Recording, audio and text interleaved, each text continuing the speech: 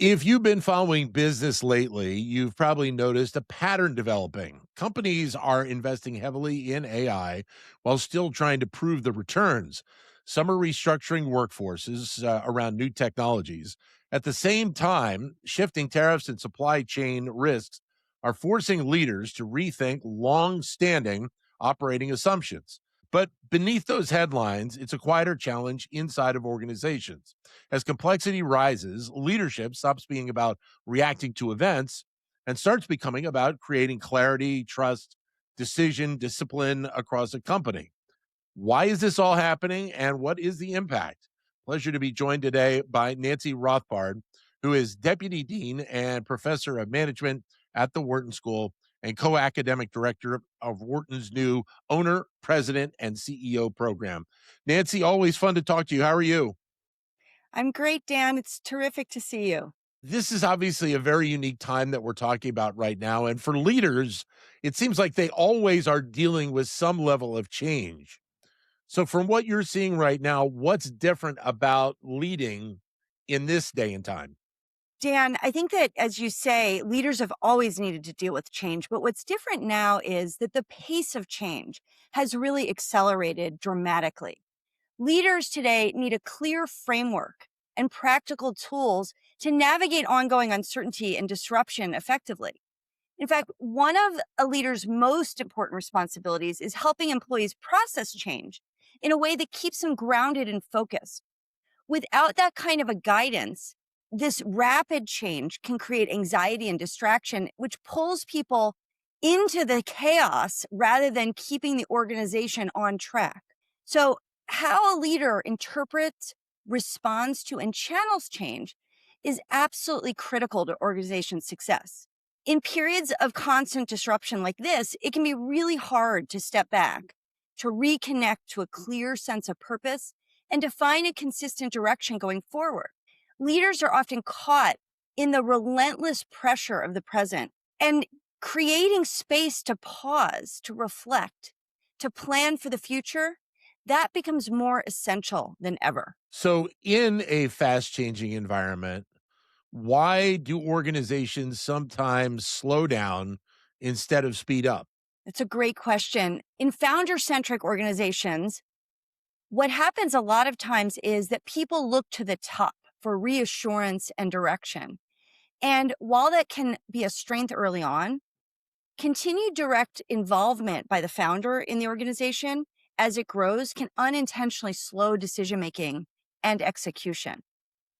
And this can be the case in non founder centric organizations as well.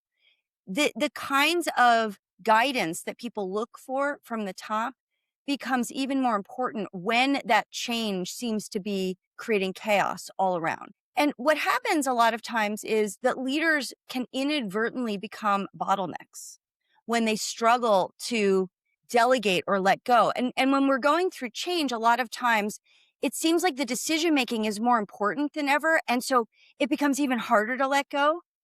And it creates this vicious cycle where decisions begin to revert back to them, even when that's not the intent. And so it's critical for leaders to recognize where that's happening and build leadership teams that are empowered to act confidently without constantly needing guidance or approval from the top leader.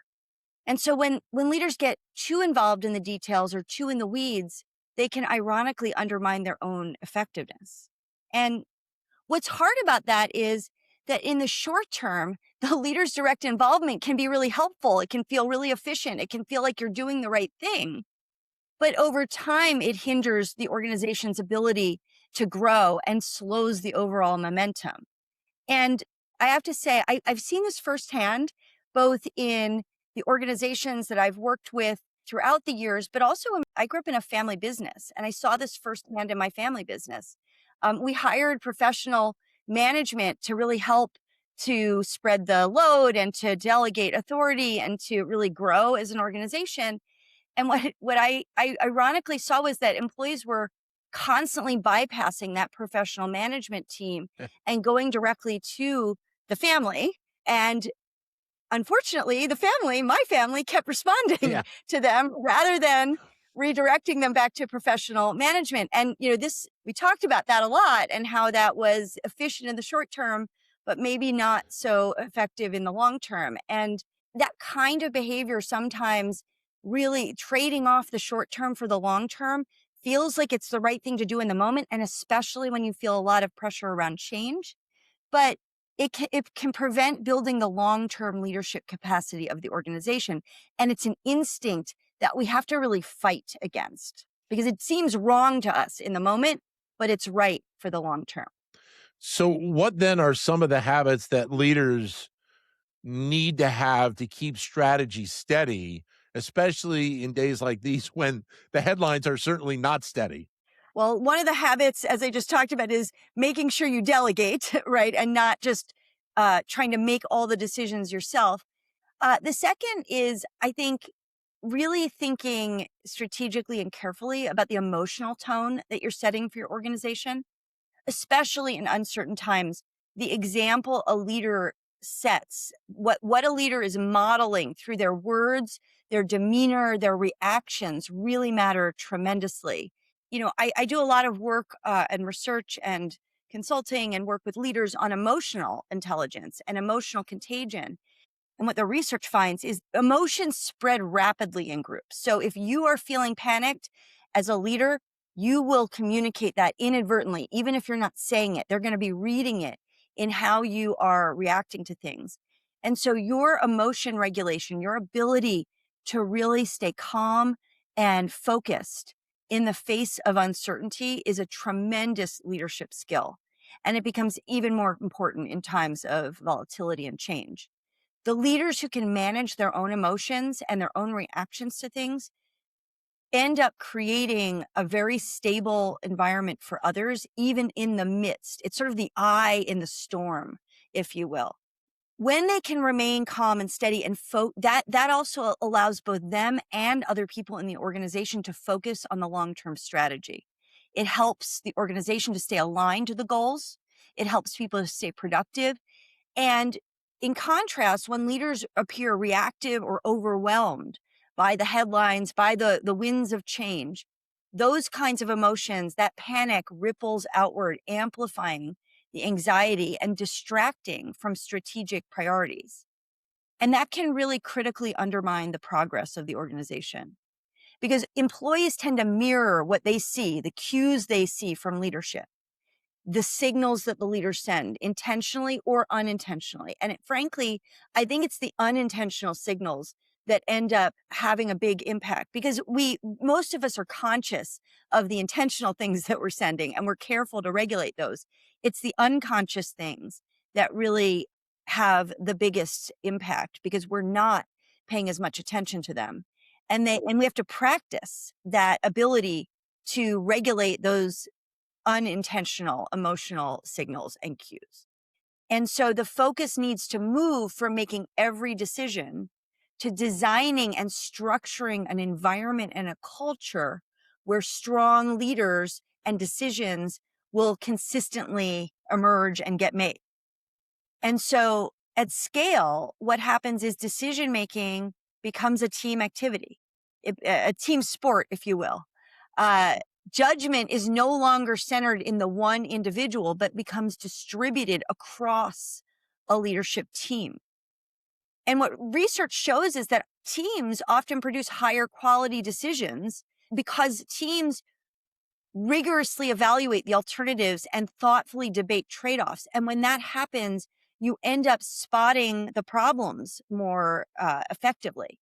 And so teams often make better decisions than individuals alone.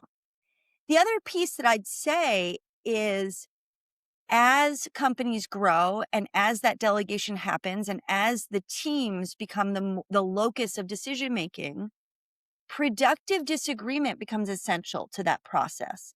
Healthy debate, conflict about the way that the task gets done or what elements shape the decision helps to sharpen thinking, reduces the blind spots. But it's only when that productive disagreement is structured effectively, when it is debate rather than dislike. And so there's a really important distinction in the literature on task conflict versus relationship conflict. Task conflict is disagreement about ideas, about strategies, or the data that can improve decision making quality.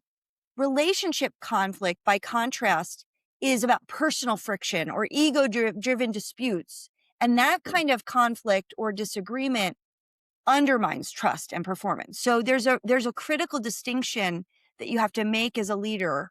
And you need to keep task conflict from devolving into relationship conflict. You don't want that to happen.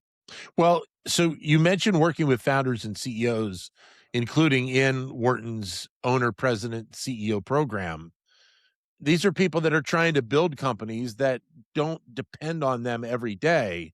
So, how do leaders balance staying involved with the development of the next generation of leadership? Absolutely. In the OPC program, we focus on how leaders intentionally shape and influence the decision making environment and how they can think about creating strong succession plans. One of the things that leaders really need to focus on is succession planning, both in terms of sourcing talent. In my current role as deputy dean of the Wharton School, I think about this a lot. I think about myself in some ways as an internal executive search firm. I'm constantly looking for talent. I'm constantly on the lookout for great people, identifying that talent, finding them early, putting them into the right positions, nurturing that talent, putting them into the right positions and roles that can stretch their capabilities, that can allow them to learn and grow. And sometimes that path is linear, and other times it requires helping somebody see the opportunities in parts of the organization that they might not have considered, and giving them an opportunity or a role somewhere that they hadn't, it's not a linear straight shot. But the goal is to align their strengths and passions with what the organization needs as it grows. And so, this internal executive search firm, for any leader, what you need to be doing is spotting talent, nurturing that talent, and growing it. And importantly, what you need to do is to be thinking about that for yourself as well. And that can be one of the hardest aspects of this because there's an identity threat. A lot of leaders, a lot of founders, they have their identity is very tied up with the amazing things that they have done to grow and build their organizations. And that becomes really hard to let go. It becomes uncomfortable especially when you're deeply tied into the business. But without creating that space, the next generation of talent, whether it be within a family or whether it be within, the next layer of leadership in a corporate environment, that next generation needs to be able to spread their wings and grow. And it requires strategic attention. It requires vigilance from the leader. It's absolutely critical for building a strong organization where you create a lasting legacy. And you want to do it in a way that's orderly, not in a way that is urgent. So ultimately, the leaders who successfully scale are able to shift from being that indispensable operator to being thoughtful architects of the talent and culture. They become the people who are able to develop and guide others to strengthen the organization's resilience and ensure its success extends beyond their day-to-day oversight. Nancy, great to talk with you again. Thanks very much for your time today. Thanks so much. Nancy Rothbard, Deputy Dean, Professor of Management, and co academic director of the new Wharton Owner President CEO program. And for those who are interested in taking part in the program, you can find out more at whartonopc.com.